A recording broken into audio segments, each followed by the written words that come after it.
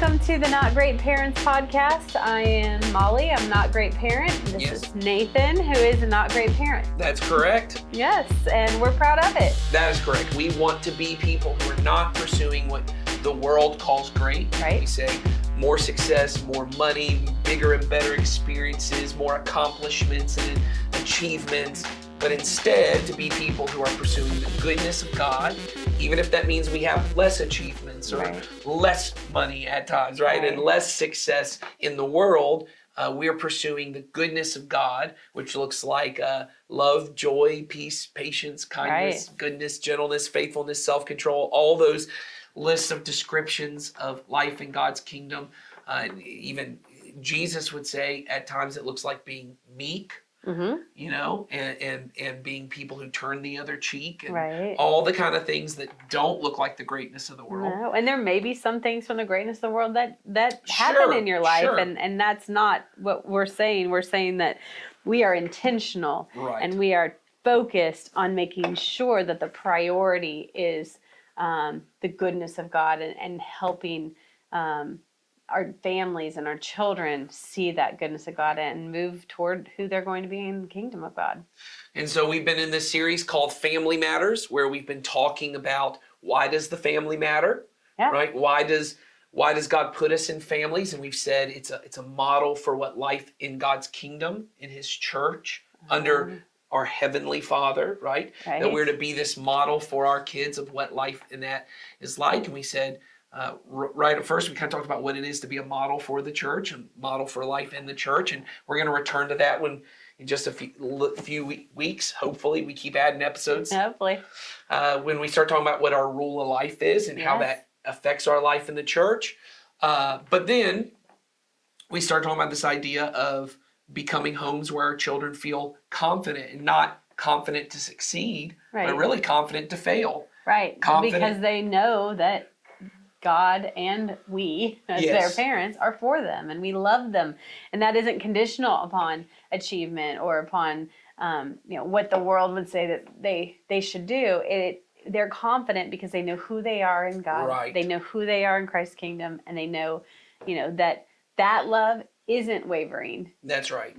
That they're going to fail and that they're going to mess up. And this is what it looks like when that happens. And so we've spent a lot of time talking about that. Yeah, and how all of that really comes through us as parents and through our families, that God's love exists even if we grew up in homes where our parents weren't as loving as they should have been or as, supportive as they should have been.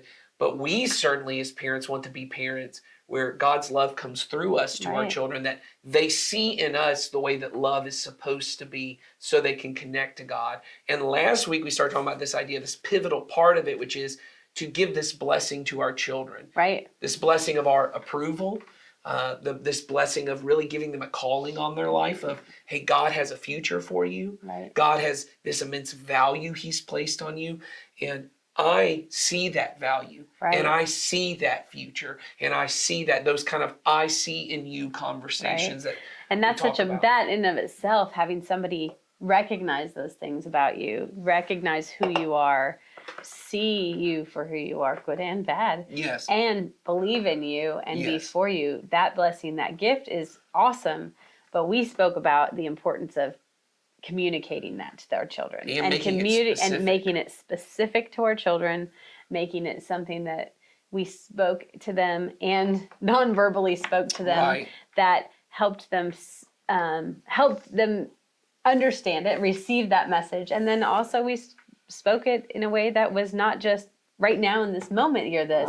It was, I want to help you see this picture of who you are in God's kingdom. And so it's a great episode. If you didn't watch it, go back and listen to it. And really, that's sort of the foundation of today's episode. So we talked last time about what it means to speak blessings over your children and sort of what the components of those blessings are. But this episode, we want to talk about some additional tools or resources that will help you in communicating those blessings to your children. And specifically to your children, because we talked about how hard it is sometimes to come up with language, especially, I'll say this, I know it's stereotypical for men, I'll say in our family, and I think my wife would admit this, kind of verbal words of affirmation are hard for her to really get language around. She feels all the things, she thinks all the things, but somehow expressing those verbally, it's difficult. But she's found a lot of success with really these two different tools that we're going to talk about today, to help us see how our children receive love, how they need to hear love from us, right? And being able to start using some of those words.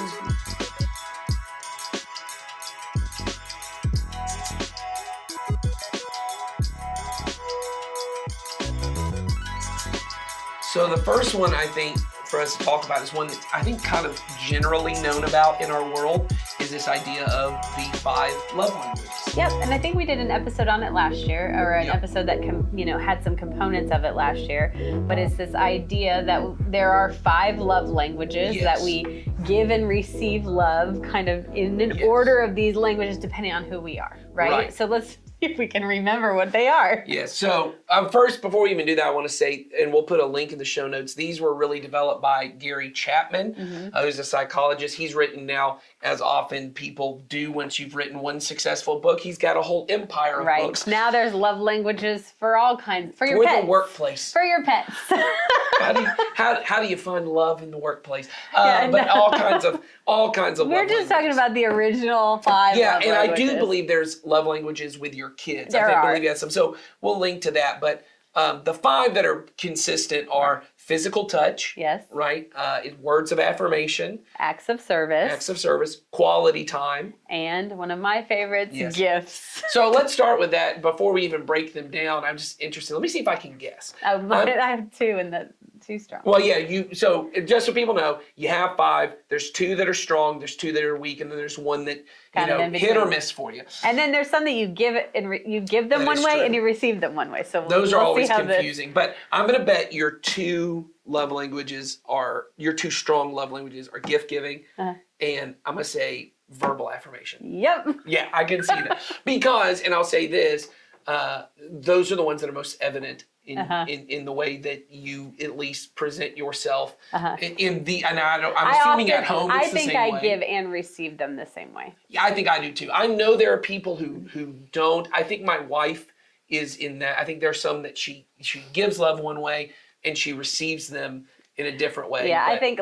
for me, gift giving is something that I do enjoy doing. But when other people give me gifts, I might appear awkward about it, but ultimately it matters a ton to me that somebody would think to give me a gift. And thoughtful gift, not just oh, hey, here's a piece of gum, but hey. Well, because I know for you, and I have another person in my life who is very important to me, and she is a gift giver, and she hates to give gift cards. Oh, gift cards are the worst. Even though I do them. I know. I have somebody in my life that has said to me, I like practical gifts. Yes. And I've said, what's the fun in that? Yes, exactly. But over years of me giving gifts that I was so excited to give because I knew there was meaning in them going, okay, or you shouldn't have done this. And then I'm like, what? Oh, no. Because different people receive them differently too. Yes. All right. Do you have a guess on what my top 2 are? I think words of affirmation. That is one. Is number 1, and maybe physical touch. Physical touch is another one.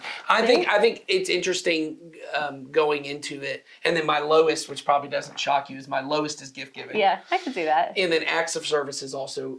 I'll say this: acts of service may actually be higher than quality time. My wife's, which is just the divine trick God plays on us.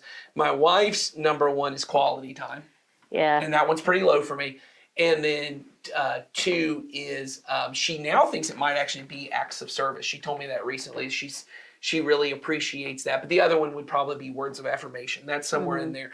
For me, quality time is up there pretty high too. I mean, that would be my middle one probably. Yeah. But it's all pretty low. I'm the kind of person that I can love you from afar. Yeah. I can. If you wrote me a letter once a week telling me all the things you loved about me, that would be. I'm we don't ever have to see each other. Thanks for letting me know. But I guess that's not true because I'm also my kids will laugh. I mean, I need to hug. I need to walk up and kiss you on the head. I need to yes.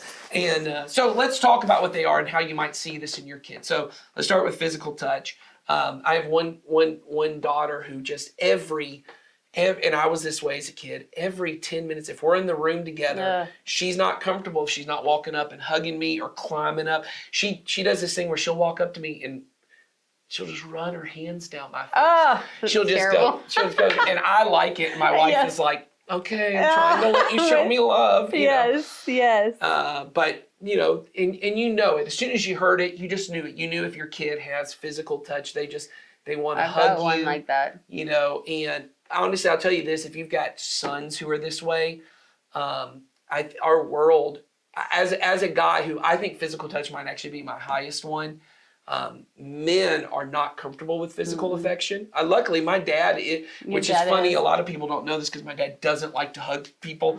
But with us, he was always very physically affectionate, so it's good. But I'm often, and this is going to sound weird, but I'm often in meetings with coworkers, and if it was very intense afterwards, I'm like, man, I'd really like to go give them a hug. Like, I'd really like them to know, like, you know, like, this is how I want them to know I'm okay. I'm gonna start hugging you when we have intense meetings. There you go. That for me would be like definitely like difficult, but also, you know, something different. For someone to walk, or even just to walk up and go, hey, how are you doing? Yeah, like, we're okay. Yes, all of that kind of stuff is important to me.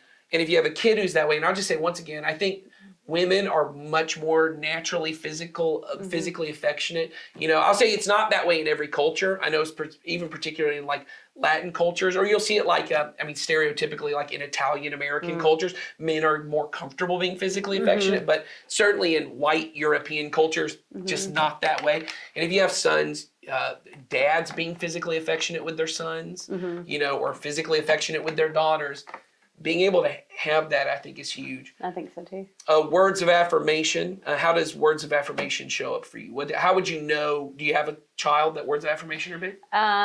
Yes, I do have a child that loves words of affirmation. Yeah. And so it shows up in, if I say something, you know, where I recognize something that they did or something that was, or I encourage them in a way, then they're going to do it again and again and again. Or they're waiting, if they spent time doing something, they want the word of affirmation, they're going to linger a little longer to get it. Or if I don't give them, they're going to be hurt. Yes. And it shows up in that way. I have one who's the words of affirmation, and the way you know it is she leaves us little notes around the house. Oh, yes. In different places, and it's, you know, Mommy, you're and the tells you you're that. Oh yeah, she shares it, which lets me know. Or I have one who we found out verbal affirmation was high for her because I'm a verbal affirmation person. I write them little letters, and I found out she had a whole thing with all my letters. And she likes to pull them out. Right, that's my child. It really matters to her. And one of my daughters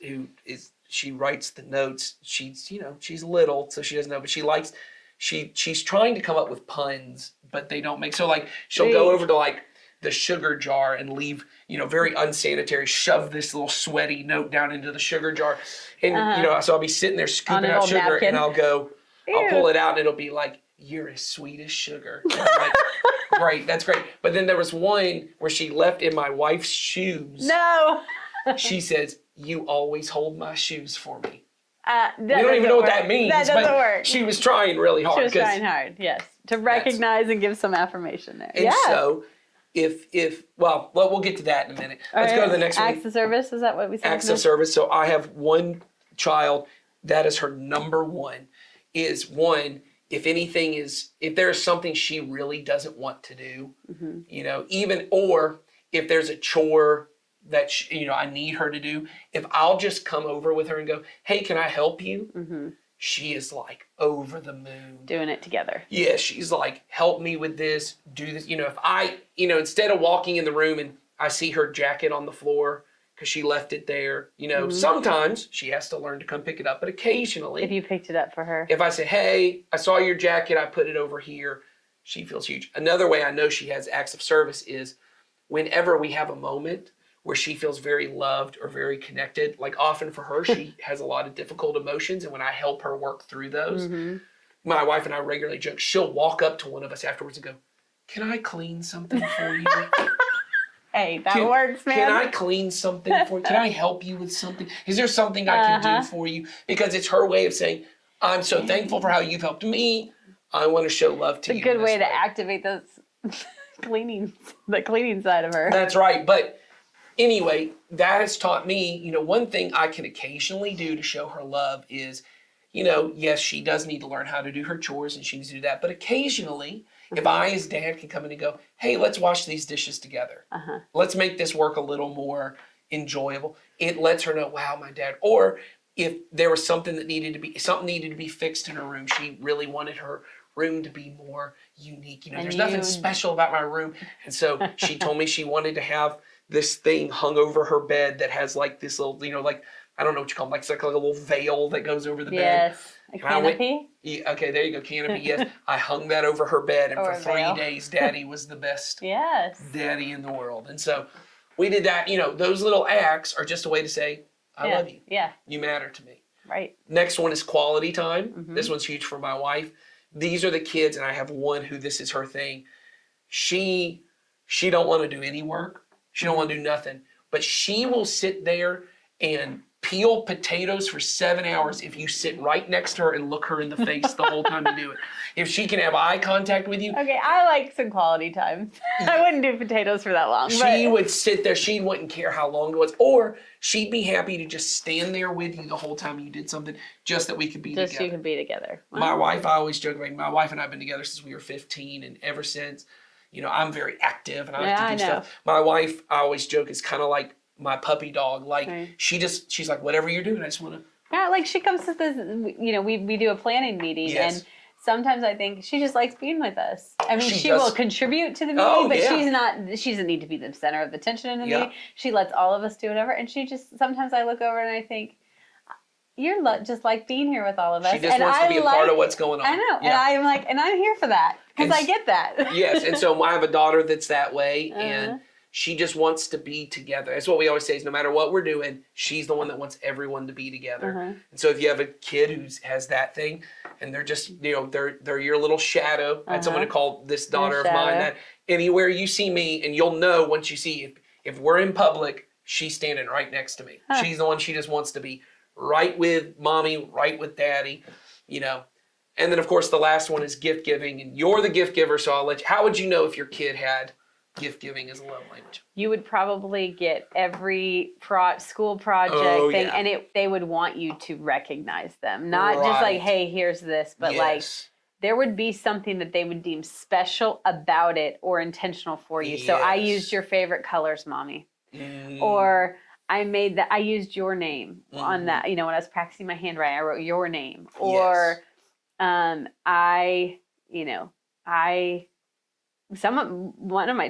child of mine that is also kind of into gift giving, he's very much like, it's not just about the gift, but it's about the way in which you present the gift, which is totally me. Yes. The package is half the fun, right? Yes. But you will see that it's the presentation of the gift. It's not just the handing over of the gift. And it might be the frequency, or it might be frequency. Yeah, I was going to say, it might be the frequency of I'm getting everything, every school project. It might also be because I have one daughter and her highest is gift giving. And we don't get a lot of frequent, but when we get a gift, it has been, it might be one of the best gifts I've ever gotten in my life. Like, she's like, I thought about it. I noticed this thing about you. I spent a lot of time preparing it. I want this to be, she's the one in our family she's the only sister who buys gifts for all of her other sisters. Because at Christmas time, she wants like this experience. We don't make our kids buy gifts for each other. And so, but she'll come to me a month or two in advance. Hey, I know it's getting close to time.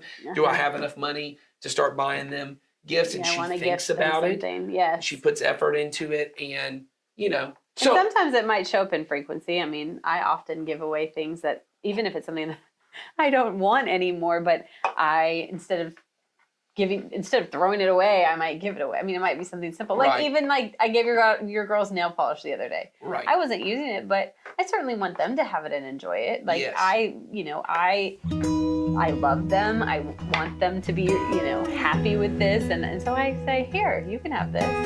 It's not, to me, gift giving, it looks like both, but the intentional gift giving is where it feels very special.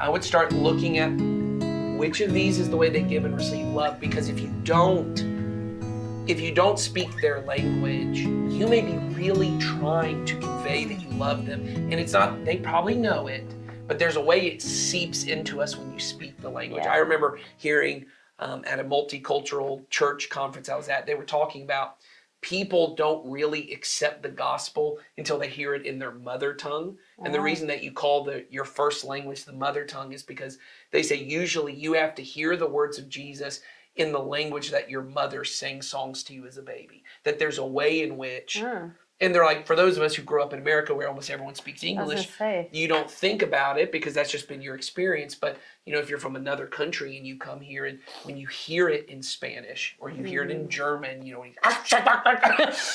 whatever it is, you know, whatever language it is. One of those click dialects. Oh yeah, exactly. He's like, but you hear it in that, and there's something about the way the language I hear things in, it speaks to my soul. And so your kid, I'm not saying, I want to be clear, I think your children know you love them. There's a difference though that it gets to when I go and clean my daughter's room for her or help her with it, there's a way in which you can see it is overflowing out of her. My dad loves me. When I go and sit with my wife and say, hey, we're just going to go have dinner and just sit together and just talk about our day. You know, one of my children now do this afternoon workout class at the Y. And you guys just sit there, don't you? And I go and my wife goes and takes them and I'll say, hey, when I get off work, I'll just come sit with you at the thing. It is top level. She's just like, tell you don't even have to tell me about your day. Let's just talk about anything. Yeah. Let's be together here. Right. I remember as a kid one time, we were all hanging around and I think I'm really the only words of affirmation kid in our family.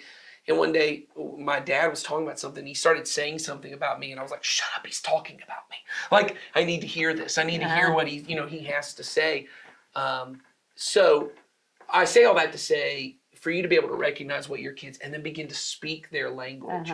You know, I'm not a gift giver, but I actually try occasionally, and even small things. I try with my daughter, who's a gift giver, to stop at the store, and if I see something in the store and it's a little piece of candy that I know she loves, to come home and just say, hey, I saw this and I thought about you. That's all it takes. You know, I don't have the ability, because I don't speak that language really, to sit and really come up with this thoughtful gift that like will blow her away, and she's like, I can't do that, but I can speak a few of the words. I can get little gifts here and there. Yeah. You know, and I'm not really good at quality time, but I can learn. I can do little bits. Yeah. As a gift giver, one of the things I often do is I often gift people things that I like. You know, and it's stupid. Chapstick or something small. Like, I like this, and I thought if you don't like it, it's okay. I like it, so I want you to try it too. Yes. See, you just have to think. Any type of love language requires you to kind of just think outside of yourself. You turn towards that other person and think, what would they want or need? Meaning, would they want some quality time with me? Would they want me to say the words, the positive things that I'm thinking about them? How would they feel if I said those things? Or would they want me to help them do something? Like, it's up to us to kind of, as parents especially, to understand how our kids are loved and show love, so that we can best speak to them. Well, and even asking them specific things. I remember when we were in premarital counseling, our therapist said to Jennifer, he said, because he could see both of our personalities, and he said, because of your personality, I bet you never tell Nathan the things that he's good about. That he's good at. And she goes, I tell him all the time. And I said, I don't think I've ever once heard you. And at this point, I led worship every Sunday. I don't think you've ever told me you think I'm good at singing. And she was like, what? Yeah, of course I have. And I said, I don't think you've ever said those words. And because those words matter to you, affirmations matter. Yes. If you actually know that those have never been said, honestly, you're not mad about it. I was kind of shocked that she actually thought I was good. I was like, because I've been singing in front of you for 5 years. You've never said it. I assumed you just didn't like the sound of my voice. And so what he said to her was, when Nathan comes off stage, you need to say it to him then. But then 2 or 3 days later, you need to say, by the way, that song you sang on Sunday was really good. He goes, you need to remember. And I'll say we've been married now 15 years. She's really, I can tell she's it's not natural for her. It's not her language, but she has learned how to say those things to me. And what's funny is, I'm a verbal affirmation person. she would say, I didn't realize why you kept telling me how pretty you thought I was, or why you always were insisting that you loved me so much. She goes, it just felt weird, but she goes, it's so natural for you. It's the way you speak. So I'll say this before we move on to the next part, and this is not to freak anybody out because it is inevitable. But I did hear this thing, and I think it's very true. Whatever are your top love languages are most likely that way because they're the things you did not receive as a child. I believe that. That the things that and it doesn't mean you never got them. Like I said, my dad was physically affectionate. It's not physical touch, but I will say I did not receive them at the level that I probably wanted to. Right. And words of affirmation, those kind of things, you look at them, and it doesn't mean that you as a parent, if you're, whatever it is. It doesn't mean you failed at it. It means that your child, wired the way that they are, has a need for more of that. And so you probably want to become aware of them, not as a way of saying, oh man, I really messed up. I've not been giving them enough gifts, or I've not been hugging them enough. Quick, go to the store. Yes. It's a way to say, because this is the way that they're wired up, I want to lean really hard that way because most likely that's something that I don't naturally do.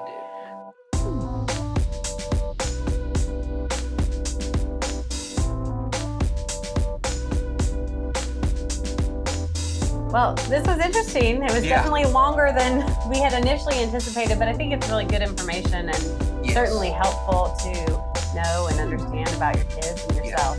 Yeah, and I think for those of you who actually pay attention at the beginning, we said we're going to give you two helpful tools. We still have a second helpful tool, and as you can tell, Molly and I are wearing different clothes. We changed. We decided after reviewing the material, which we had filmed like an hour and 10 minutes of content, we said that's too long for one episode. Yes. So we're going to split it up. And next week, you'll get to have the second tool. Right, the second tool, which... If you pay $29.99. Yes, now we're going to start charging for that second tool. Yes, this is our, what do you call it, freemium. Yeah. Our freemium. You get the first one free, and then you get the premium content on the back half. Yes, and then we'll charge you again later on. That's right, yeah. It's just going to keep going. This is our whole pyramid scheme. Yeah. You guys can go out there and get our merch. Yeah, our merch that doesn't exist yet, but there will be some. We're committed to the merch. It's $29.95. We will start producing. Yeah, that's true. You start sending us money, maybe we would have to actually do something. Yeah. But who knows? Well, part 2 will be in the next episode, and it is another really great tool along these lines that we talked about, and I hope that you will all join us for that. And if you have any questions or any comments, or you just want to say hey, there's a link in the show notes here, and then we'll also link something on the love languages for you guys if you would like to go and research or look at something other than just the words that came out of our mouth. Yes, exactly. Exactly. So thank you for joining us, and I hope that you guys all have a good day, and we'll see you for part 2.